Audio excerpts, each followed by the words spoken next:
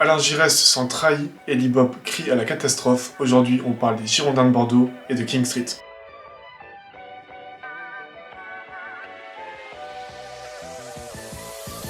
En fin 2018, King Street, fonds d'investissement américain, rachète le club de la Nouvelle-Aquitaine au groupe M6. Cette nouvelle arrivée dans le paysage français est vue d'un bon œil par certains et beaucoup moins par d'autres. Dans cela, on compte les supporters bordelais qui voyaient depuis longtemps la catastrophe arriver. Et il faut croire que les ultramarines avaient raison, car jeudi, dans un communiqué, King Street annonce son départ du club repris par la Chambre des commerces de Bordeaux. Mais que penser de ce départ, que ce soit au niveau du timing, au niveau des dettes à rembourser, ou encore par rapport aux choses promises il y a encore quelques mois? Car oui, l'élite est encore loin. Actuellement 15e et se battant pour le maintien, le chemin vers l'Europe est encore long.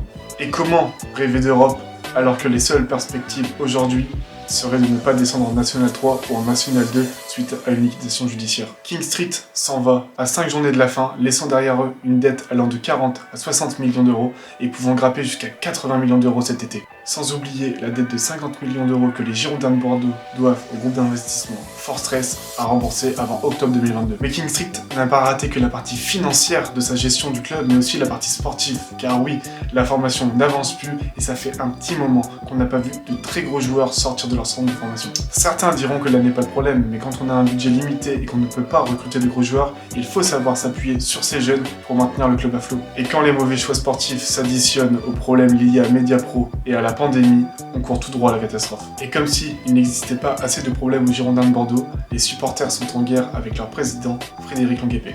Pierre Urmic, actuel maire de la ville de Bordeaux, était déjà très surpris que M6 réussisse à vendre le club à King Street pour la somme astronomique de 100 millions d'euros. Une somme pour lui surestimée. Le club est maintenant entre les mains du tribunal de commerce de Bordeaux qui cherche un repreneur. On entend parler avec insistance d'un nom, celui de Gérard Lopez.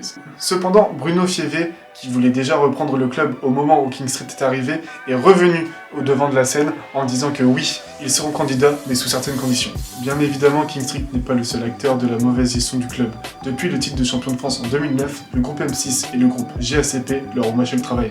Maintenant que le contexte est connu, on peut se demander comment finira cet épisode. Et pour ce, 4 situations possibles. Commençons par la première et la plus favorable, celle qui n'impactera pas le côté sportif. Pour ce, il faut espérer qu'un repreneur arrive vite et injecte de l'argent dans la foulée.